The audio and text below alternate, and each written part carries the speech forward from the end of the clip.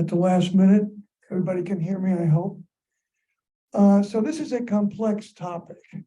Was there a Renaissance for women? Obviously, there's several sides, and if we have time at the end of the period, I'll ask you for your opinions or your reactions to this. Let me get this thing out of here. Excuse me while I pull this off to the side. Is that over? I still got to be able to read this here. Okay.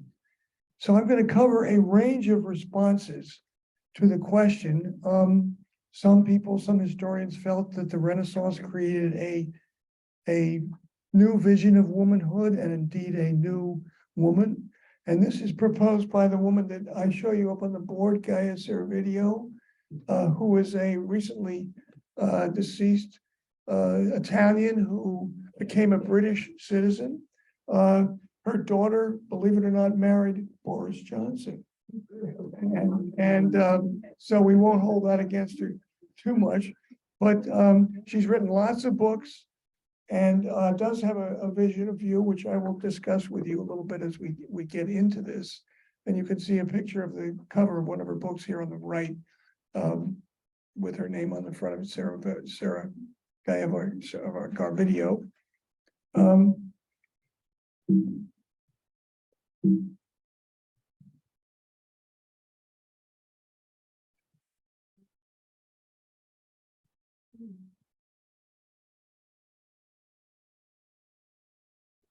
The 19th century historian Jacob Burckhardt declared that the Renaissance brought the equalization of classes as well as an improvement in the status of women. And more recently, Servideo agreed. So Burckhardt starts this off with his history of the world, including, of course, as you see the title over on the right to this, and the civilization of the Renaissance in Italy. And we're talking mostly about the Renaissance in Italy and a little bit in Spain. And then we'll get next week into its spread north in Germany and other parts of Europe. The Renaissance was the fifth volume in his History of Civilization, his Story of Civilization series. And it was very narrow. He just focused on, as I said, Italy instead of taking in all of Western Europe in his subject. A few wealthy women of the time were able to break the mold of subjugation to achieve at least some fame, if not independence. And I started my research on this whole topic, following Burckhardt and Will Durant, as you can see here on the right, and then began to look at other aspects of this as well. Renaissance upper-class women raised her sex out of medieval bondage and monastic contempt to be almost the equal of men. So that's sort of the traditional Will Durant position. You notice here we're looking at a Dürer portrait of a Venetian woman on the right. It's a little more, and I'll talk more about Dürer next week. Of course, for one thing, it's not in profile. Women in those days did, generally speaking, upper-class women tried to dye their hair blonde, and the profiles that you see here show their face and upper body. Durant notes that educated women of the Renaissance emancipated themselves by their intelligence, their character and tact, and by the heightened sensitivity of men to their, this is from Durant, tangible and intangible charms, whatever that means. So here is the Durant picture on the view on the left, and this is from the School of Venice. I don't have a painter for this one on the left, and on the right it's Albrecht Dürer's view. Women's rights, roles, and restrictions. Because it was a very structured society for women in those days. Young women, and we'll have a reading on this in just a minute, but young women were never allowed to attend parties, if you can believe that. A woman could only trust that her father would find a handsome or suitable spouse. Upper class women did not normally form friendships with other men or other women, which is an extreme position. As in Renaissance Florence, this was where it was particularly, it was a man's world. Laws restricted women from writing books on their thoughts on the political situation in Florence and on their social and economic situation in comparison to men. The Florentine culture in the middle of the Renaissance was clearly a masculine-oriented one, dominated by their husband. So this is again that you're going to get different views, and that's certainly one extreme position. Baldassare Castiglione wrote this famous book called The Book of the Courtier, which included a view of women. He talked about men's roles and then women's roles. He writes this in 1528, so it's almost 500 years earlier. And this is the view that Castiglione has. Where is this thing here? Paul, would you read that? What's on the screen? It should be on the screen. I don't know why it's not actually. You wanted it on the screen? Yeah, no, go ahead, just read it. I don't know why it's not on the screen. It These should were be. words by Castiglione 500 years ago. Do you not know that Plato, who was certainly no great friend of women, put them in charge of the city and gave all the military duties to the men? Don't you think that we might find many women just as capable of governing cities and armies as men? Cannot you recall reading of many women who knew philosophy, of others who have been consummate poets, and others who prosecuted, accused, and defended before judges with great eloquence? I say that everything men can understand, women can too. And where a man's intellect can penetrate, so along with it can a woman's. So I should have that reading on the board. I don't quite know why it's not there, but this is Castiglione. So he has a very favorable view, somewhat romanticized view of the position of women at that point, written, as I say, 500 years ago. Vittoria Colonna was a confidant of Michelangelo and a member of one of the most powerful families of her era. As an educated, married, noble woman whose husband was in captivity, Colonna was able to develop relationships within intellectual circles. So there are certainly exceptions to this, and I'll be giving you some of those as we go along. She was widowed in her. Are you going to explain how he was in captivity? No, I don't have that. That's I don't know. But I can't tell you. She was widowed in her mid-30s and he died in captivity. I can tell you that. She was childless. She never remarried. She pursued a peripatetic religious life as a guest in convents all over Italy. After the death of her husband, she channeled her distress through a set of sonnets. At the start of an outpouring, this started an outpouring that would make her the first woman to have a volume of poetry published in Italy. So that's a step, obviously, that could be taken in the Renaissance. I don't know when actually her husband died. I suspect he died when he was in prison. Another one is Tulia d'Aragona, 1505 to 56, another Italian woman, a poet, author, and philosopher. Throughout her life, she was a highly regarded female writer, poet, philosopher, also considered a charmer. So I'll let you imagine what that might be. She does entertain lots of powerful men. And it's not just an intellectual relationship that she has with men, but she was as a picture on the left shows, she was, I guess, a high class, but at the same time, she was well educated, again, giving a lie to the example, as I said, that women should not receive an education. Agnolo the monk, the tales of the Fiorenzola Benedictine monk of Vallombrosa. Agnolo composed a dialogue on the beauty of women with a skill and erudition rarely seen in a monk. Agnolo developed a discussion of human nature and human sexuality based on Plato's Symposium.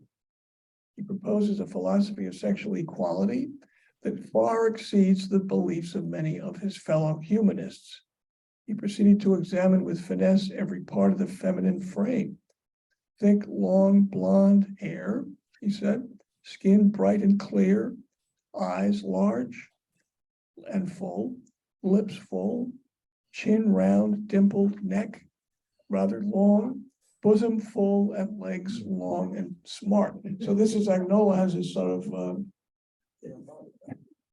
I don't know how he knew all this, but at the same time, he has the view, a somewhat exaggerated view in some cases of the perfect woman. He spent much time on the contemplation of this subject. I guess we can leave it at that. So it's viewed by monks. In other words, the emerging position of women is certainly viewed in many different circles. And Joan Kelly comes along, and she digs deeply into the question and disagrees with Durant, Burckhardt, and Servideo, and the monk as well. Joan Kelly is an American historian, writes in the 70s and 80s, wrote about the Italian Renaissance and the role of women during that time. Her book was published in 1976, Women, History, and Theory. She claims that unlike what had been the traditional view before her research, women's voices and status has actually declined. She argues that changing society creates new forms of political and social organization that tend to reduce options for women. Brings up the idea that male historians had seen this time differently, like Durant and You're boring, Harry. sorry. Kelly founds the first master's program in women's history at Sarah Lawrence College and influences many subsequent women writers. So she is a distinguished historian in this field and disagrees with the views that earlier historians had made about the role of women.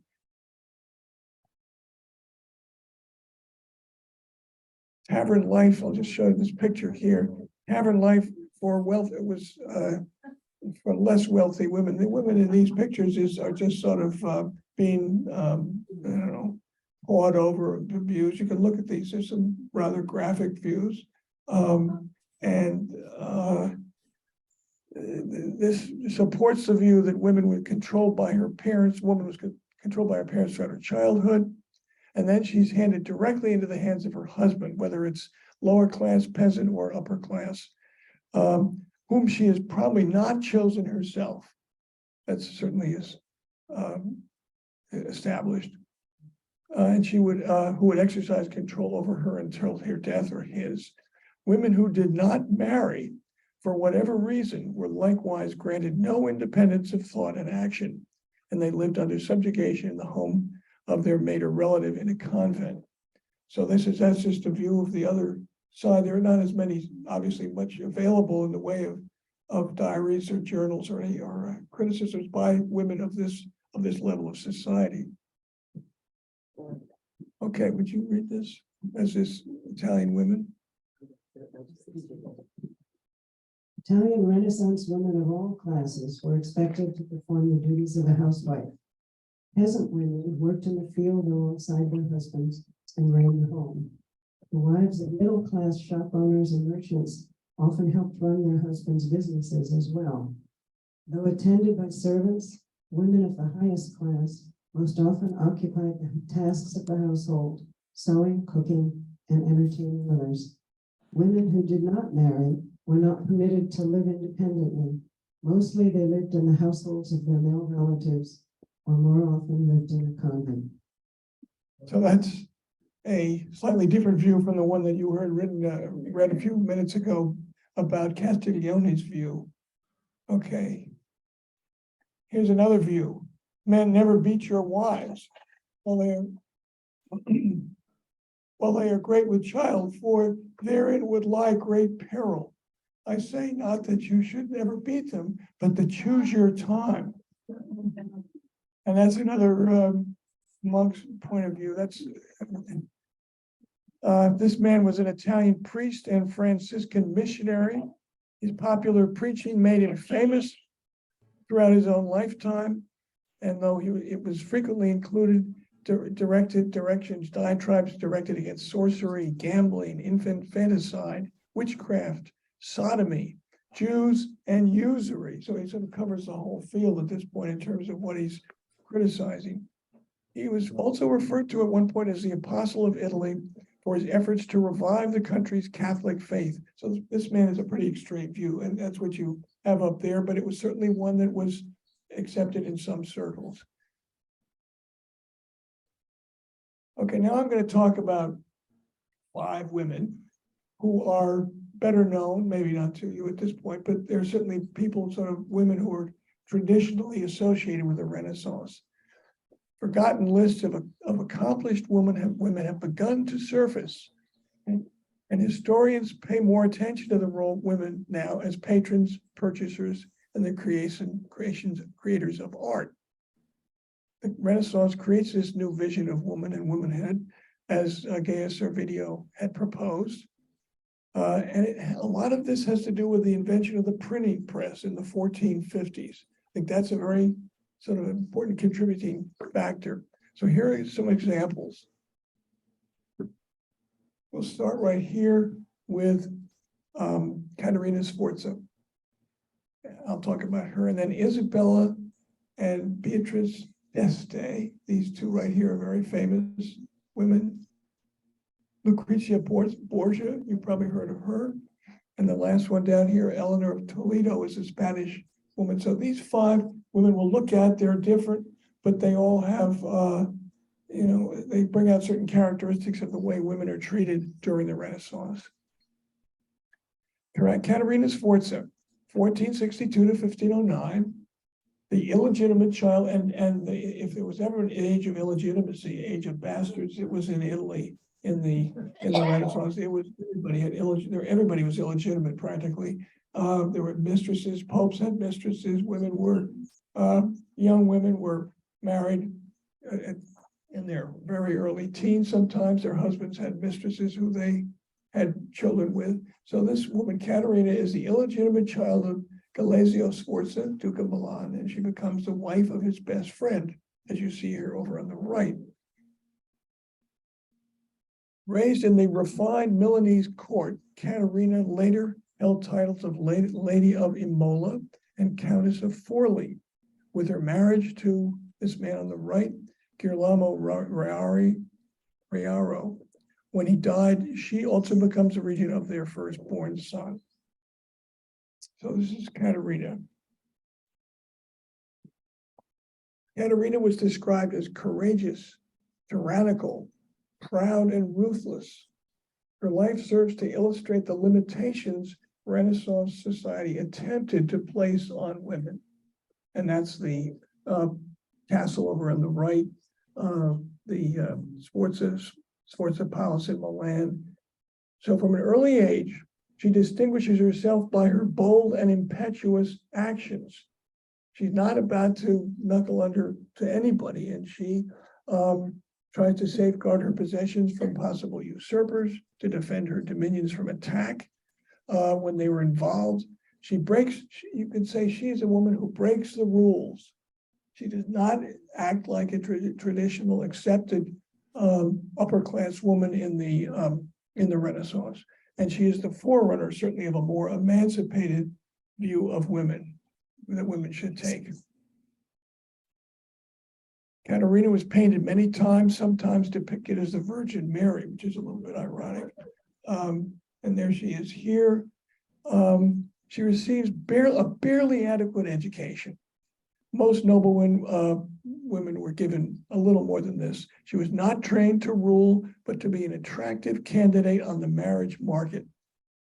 She ends up marrying and also ruling. She barely knows how to read and write. Marriage and possible death in childbirth was the most of what she could look forward to, which is traditional for most women at this time. Here she is. Her father arranges for her to marry Girolamo Riaro. Tina, what is that? Riario, thank you. tall blue figure in blue standing with other nephews. So he's right here. This guy right here, there's your husband right there, and right here. This is just a picture of the Pope blessing these popes, standing with other nephews of the Pope. In late 1472, her father contracts for her to marry Girolamo Riaro, a 33-year-old, so he's a lot older than she is. The son of a shoemaker, possessed of little education and an unimpressive lineage, but his fortunes had taken a turn since his uncle had been elected Pope. That makes a huge difference. Caterina as the Virgin Mary by Perugino with some of her 9 children here. She's raised in the Milanese court. She later holds the title, as I've said, of Lady of Imola, Countess of Forli. Through her unhappy marriage to Girolamo, she was also regent for her firstborn son, Octavio. Here she is with some of her children. And they lived later in Rome. Caterina delights in Roman society. The parties, the fashions, the feasts quickly drew the admiration of her for her fair hair and her stylish dresses, and her intelligence and social graces. Of her home life, we know little, but by the age of 16, she had borne her husband 2 children. Caterina immediately becomes admired as one of the most beautiful and elegant among noble Roman women, and she is welcomed everywhere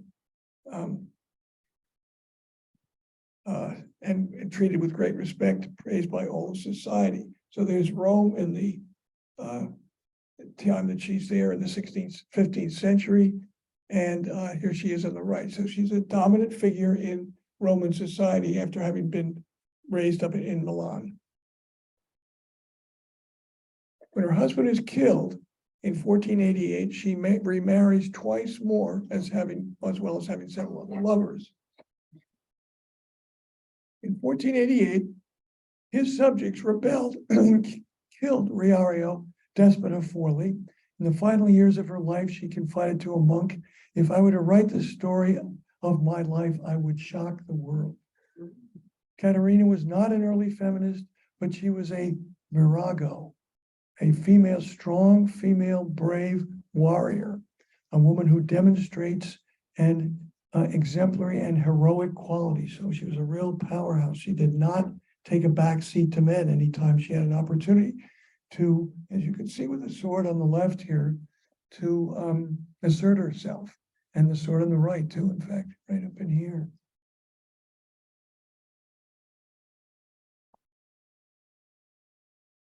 In 1499, Caterina is forced to surrender the Forli castle and lands to Cesare Borgia, who throws her in prison.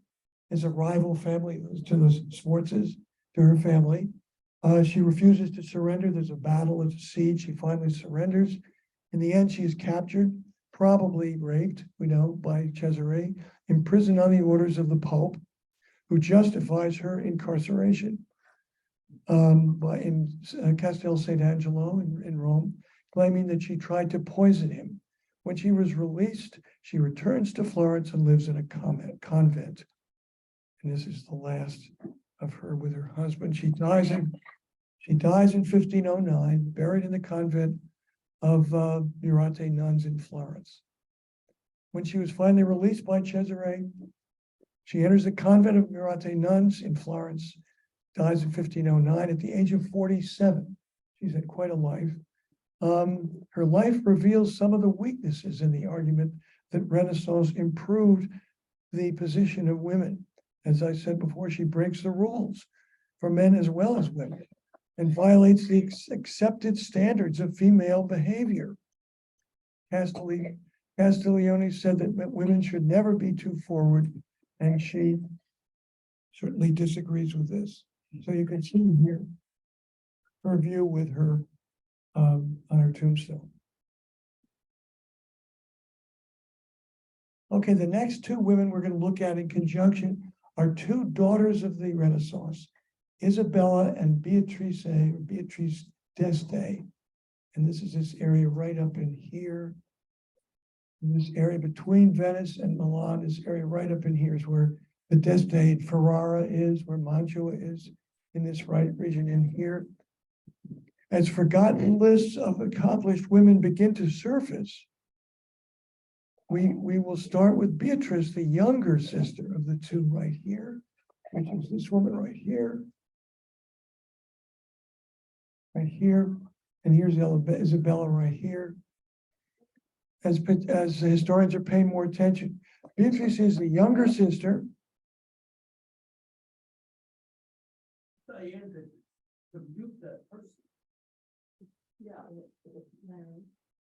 It's right here, Larry. We'll start with Beatrice, the younger sister. They're both born in Ferrara.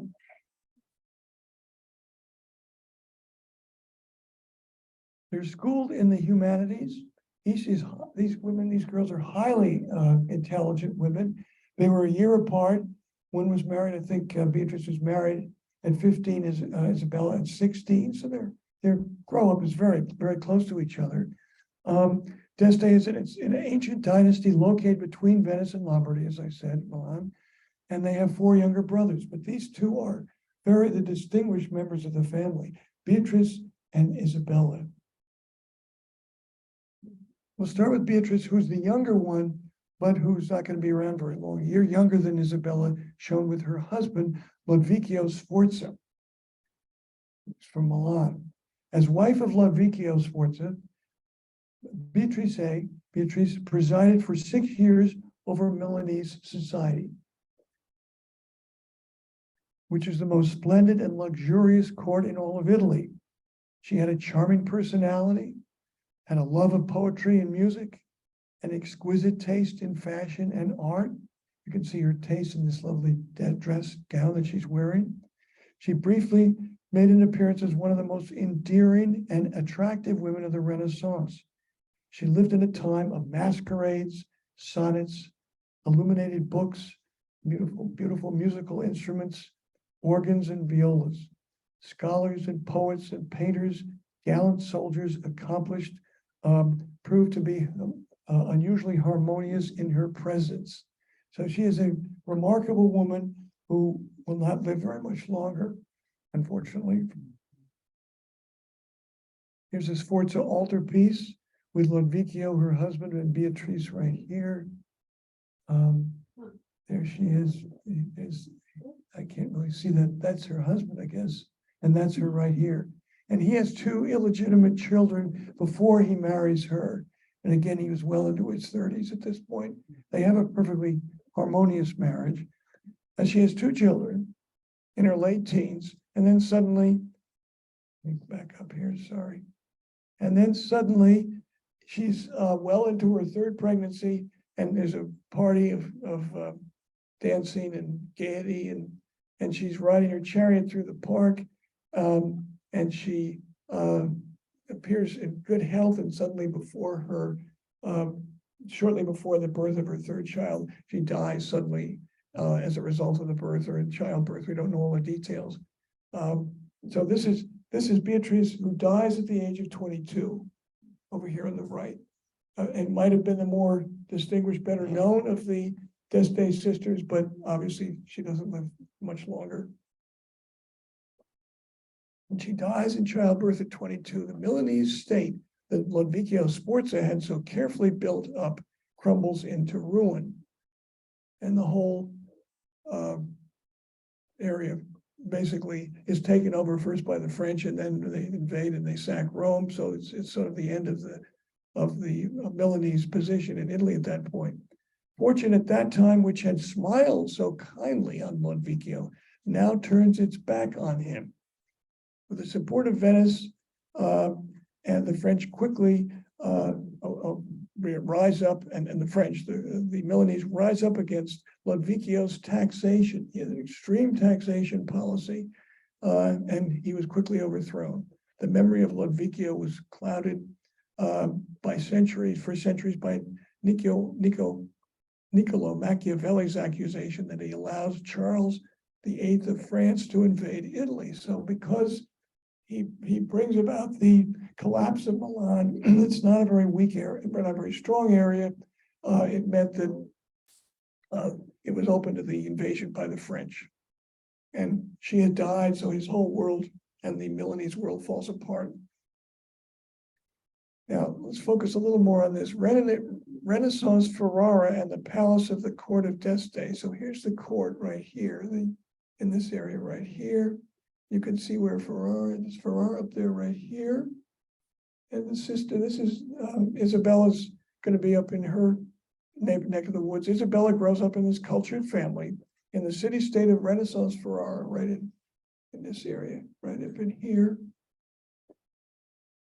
It owes its wealth and its position to being between Bologna and Venice, and enriched by being on one of the branches of the Po River.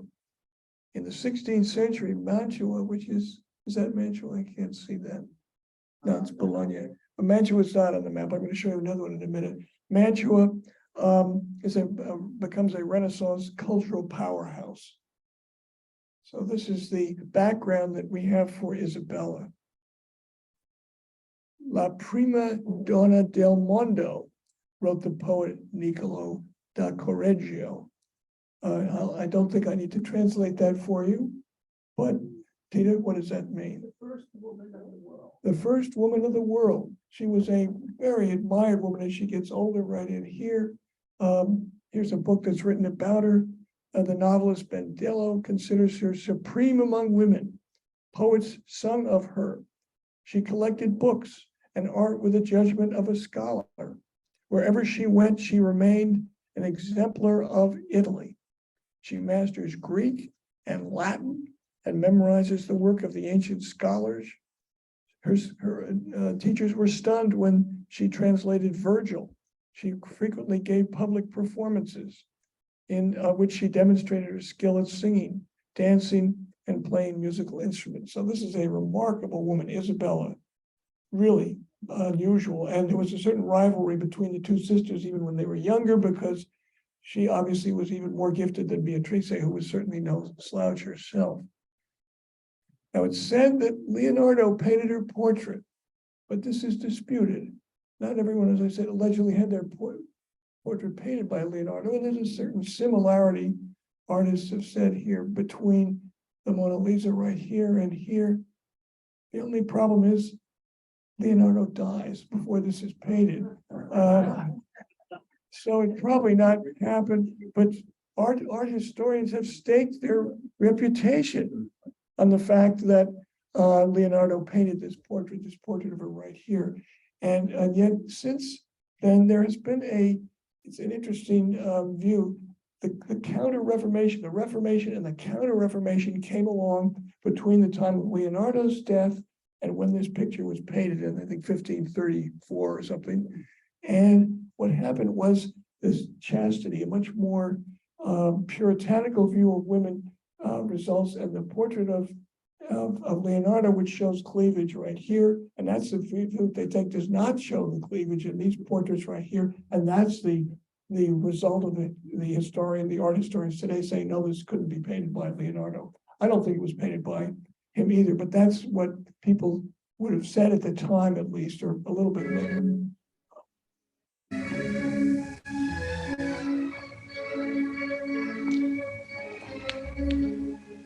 Well, much of a background music. Diane, I don't know what's going on, but that's okay. Let's move on. I'm checking to see who's not muted. I found them. Okay. All right, that should be all right. Okay, thank you. Isabella's husband is Francesco Il Gonzaga, Marquis of Mantua, and their oldest son, Federico, right here. So she's married at 15 to Francisco Gonzaga, the Duke of Mantua. Francisco has a career as a condottiere for Venice. He turns out to be a weak ruler, and he and his allies paved the way for Germany's sacking and French sacking of Rome in 1527. He also has a long relationship as a mistress with Lucretia Borgia, so he doesn't pay much attention to Isabella. He does pay enough attention to her so that she has several children, and One of these is her son right here. So she becomes very quickly the ruler of Mantua. And I think this shows you Mantua right here. I think this is it right up here, which in this area, Ferrara, it's up in this whole province right up in there. Is that? Okay. Okay. All right. There we go. Mantua. And it was sort of a damp, small, rather malaria-plagued town. Really, it wasn't a terribly attractive place to live, but it occupies a strategic position along the route linking Italy and Germany. The city is known for its architectural treasures, elegant palaces, and the medieval and Renaissance cityscape. When her husband finally left and was finally killed, Isabella does not lack company. However, she acts as a mother and for a while with her sisters-in-law, and she basically rules Mantua until her death a number of years later. Here's Mantegna's ceiling illustrates scenes from the Gonzaga court. So she's very conscious of making this place as elegant as possible. She's renowned for her patronage of the arts. She surrounds herself with numerous artists and humanists, people like Mantegna, Perugino, Leonardo for a while, Castiglione. She turns Mantua into one of Europe's major courts, in spite of its not great climate, and a hub of high-level arts and literature.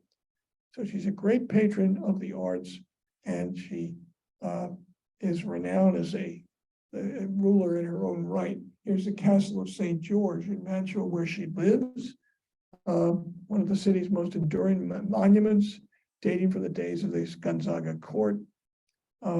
It was transferred into this family residence, first by Lodovico and then as the home of Isabella. Isabella is an older woman. She dies in 1539 at age 64, which was certainly a advanced stage for that particular time. Although the last person I'm going to show you lives well into her 90s. Her son allows his mistress to replace her at court, but she remains vigorous until her death. She was perhaps the best example, I'm saying here, of the new Renaissance woman, a patron of the arts, a woman who was like Caterina. She was not afraid to rule. She was sort of a combination of many of these features that begin to bring prominence to at least a number of women. Another prominent woman was Felice del Rovere, Pope Julius II's daughter. Another powerful woman. She was born in 1483 as an illegitimate child of Pope Julius II. She was well educated, becomes accepted in aristocratic circles. She forms friendships with scholars and poets throughout her education. Julius II had 3 illegitimate daughters, and he was too busy fighting and siring other children to pay much attention to her. But she becomes a prominent woman in her own right. I just wanted to show you her, and then she's illustrated in this picture right here. She's right there. You can see through the influence of her father. She wields extraordinary wealth and influence. At one point, she negotiates a peace between Julius and the Queen of France.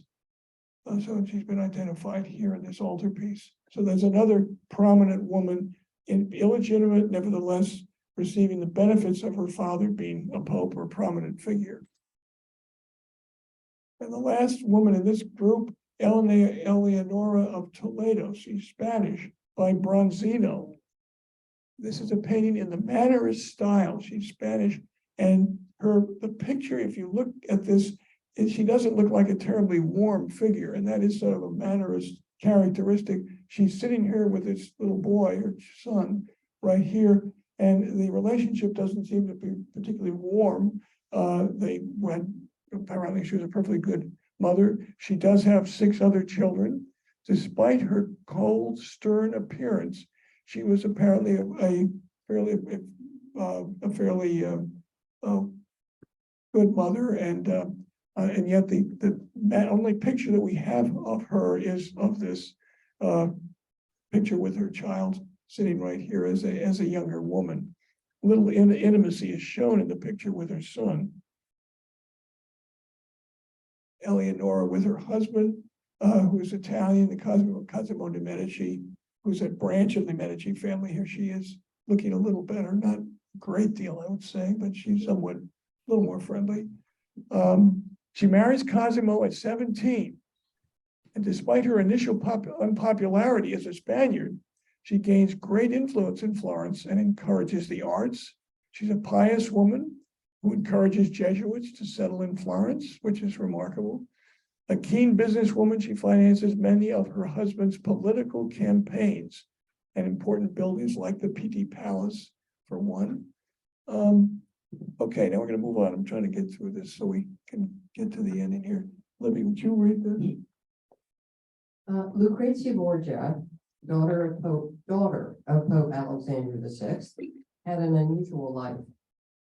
As Pope Alexander VI attempted to use Lucrezia as a pawn in his game of political power. To further his political ambitions, he arranged for her marriage to Giovanni Sforza of Milan when she was 13 in 1493. 4 years later, when he no longer needed Milan's political support to as great a degree, he annulled the marriage after spreading false charges of Sforza's impotence. Alexander VI then married Lucrezia, the illegitimate son of the King of Naples. So we could go on with the illegitimacy here. She does have 2 children.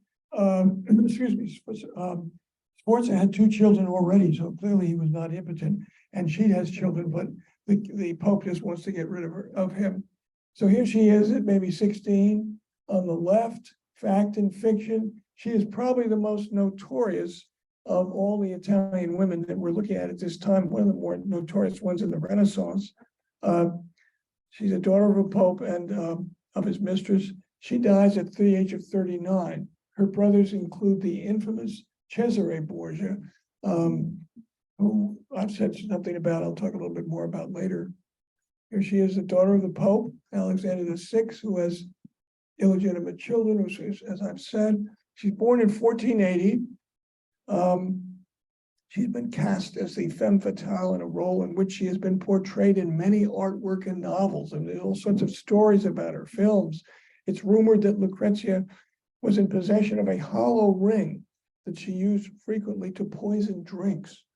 I think that's a little bit extreme, but there's all sorts of tales about her, that most of which have been made up, but nevertheless, there might be some truth at the base of them. Here she is with her brother Cesare. Her reputation precedes her as the debauched daughter of Rodrigo Borgia, more commonly known as Pope Alexander VI. Rumors about their incest with her brother may be true, but probably not. Most historians agree that they weren't, and that she was in fact the target of slander.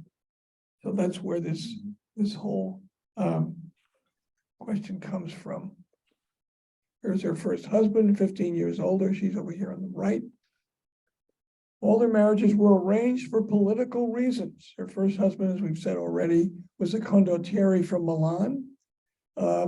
She was described as having heavy blonde hair, dazzled onlookers as she walked down the aisle with her first husband.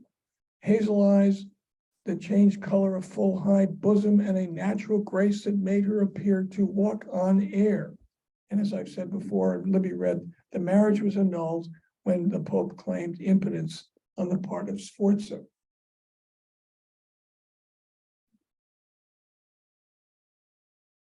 Her second husband, number 2, was 17 when they married. She's about his age, 17 or 18. Here he is seen right here. And apparently she did love Alfonso, but his Spanish background stands in the way of a Borgia alliance with France.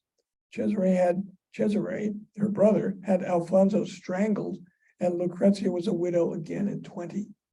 So she started over again. Here she is, looking resigned to her fate up in here, sort of a victim of circumstances. Husband number 3 makes her the sister-in-law of Isabella d'Este. Husband number 3, Alfonso d'Este, was the younger brother of Isabella right here. Lucrezia, she is in 1518. The d'Este family, of course, as I've said, were the lords of the city of Mantua and Ferrara. Her marriage, apparently with Alfonso, was reasonably happy, produced several more children until she dies in 1518. She had had a total of 8 children during this marriage and was considered a respectable and accomplished Renaissance duchess, effectively raising her above her previous reputation as and surviving the fall of the Borgias following her father's death. So she ends up with a reasonably happy marriage and her reputation somewhat restored. Okay, and this is the end of her right here, Lucrezia Borgia. Rumors about her and her family have cast her as a highly suspect woman. Operas, novels, movies have been written about her. Primarily, she's been remembered as a member of a scandalous family, the daughter of the corrupt and scheming Pope, and the sister of the immoral and most likely murderous Cesare. Okay, now we're going to end on a more upbeat note.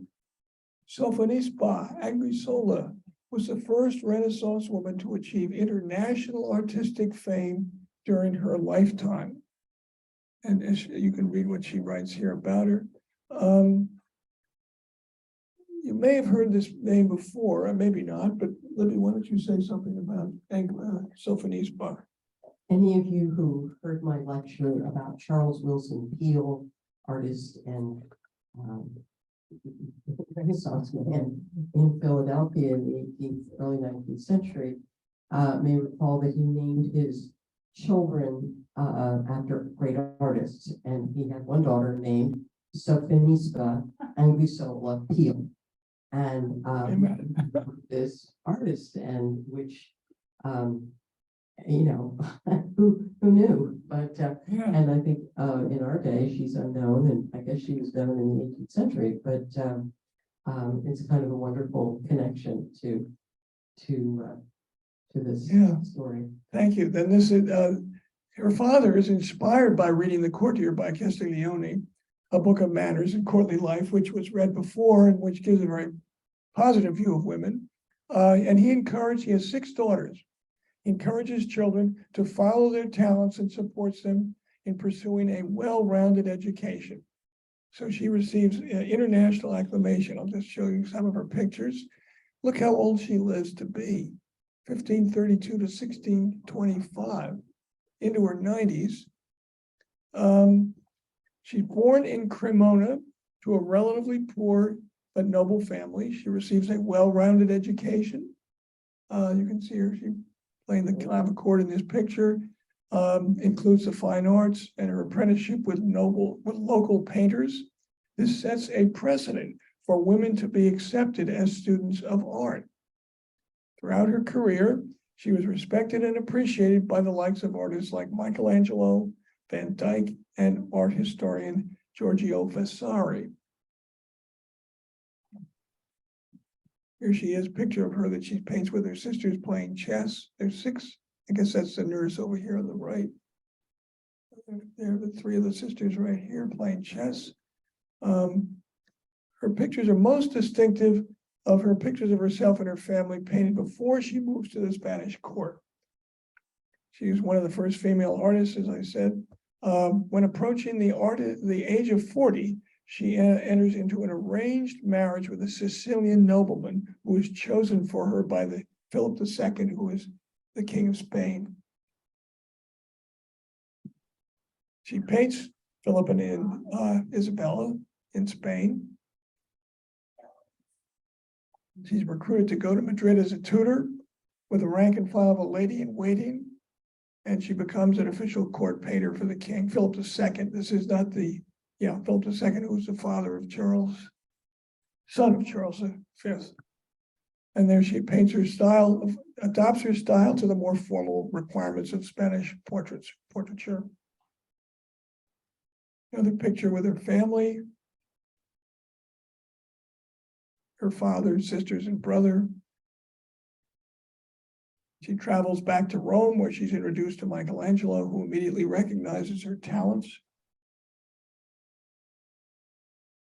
Philip II of Spain arranges for her marriage to a Sicilian nobleman. You can see right here on the left. And here she is as an older woman, and she lives to be, as I said, over 90. Now, I'm going to show you a little clip here before we talk about this question. I'm going to show you this clip. Albrecht Dürer, next week, Albrecht Dürer and the Northern Renaissance.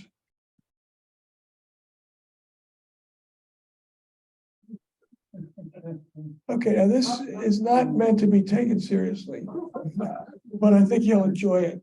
Settling the bill at the Last Supper. I hope you can hear it. Now, let's see here. Okay, gentlemen, all on one card, or are we splitting it? We'll just split it evenly. 13 ways? Yeah. We can't let Jesus pay, but he planned it. It's his last supper. Okay, 12 ways, and we'll do 12. 12 ways. We're splitting it evenly? Yeah, but I only got the Peters. Well, it all evens out, but you all had 3 courses. Can I just pay for my soup? Excuse me, we didn't have any wine. Well, I saw you drinking it. No, that was water. I only had a Sprite. Why should I pay for your extra avocado? Does anyone have an abacus? I literally had 1 spoonful. If I give him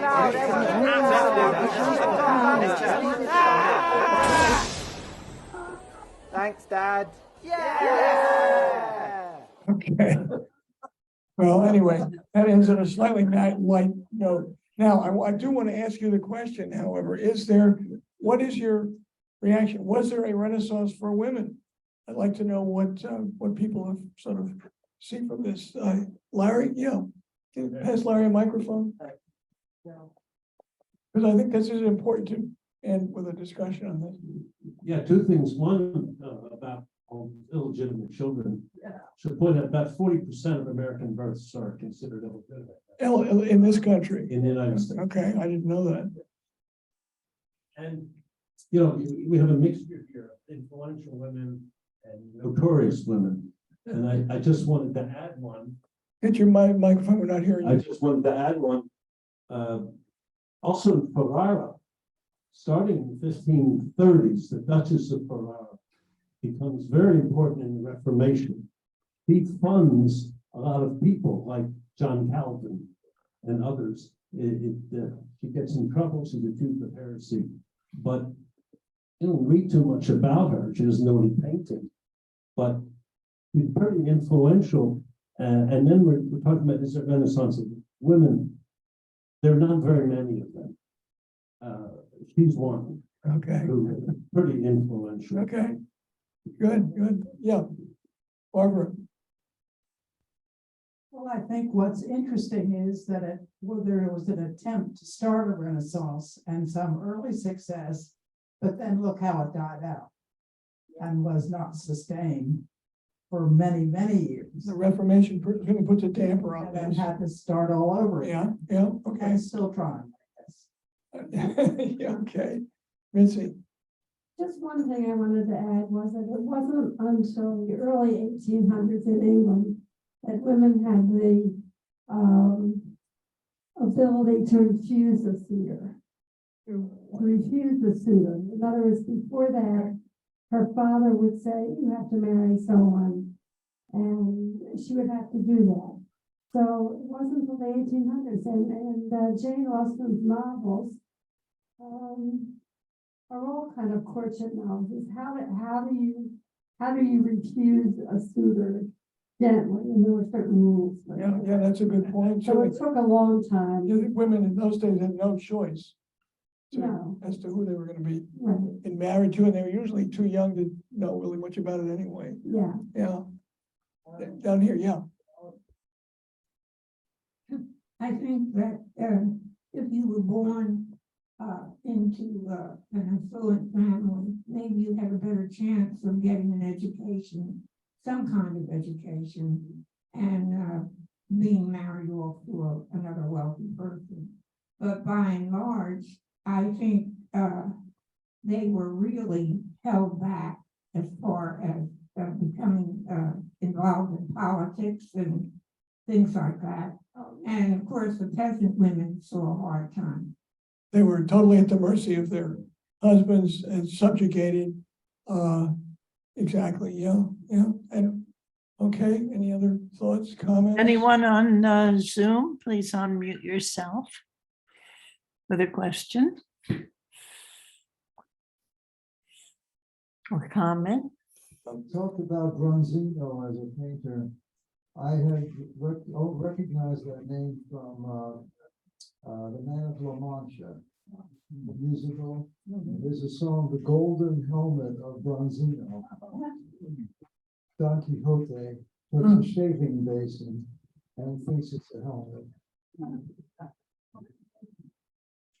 Okay, well, thank you all for coming. Harry, Adjourned.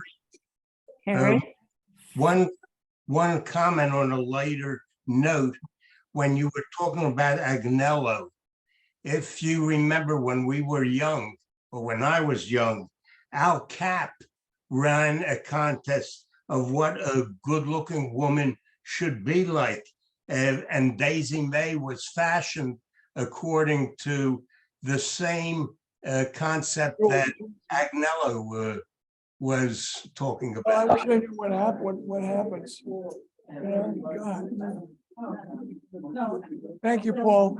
Very good. That was well. You get that funny thing about paying the bill. Mitzi, Libby said it to me. Ask Libby. Isn't that hilarious? Thank you, Harry. We're going to end now. Election is See you next week. one whole group of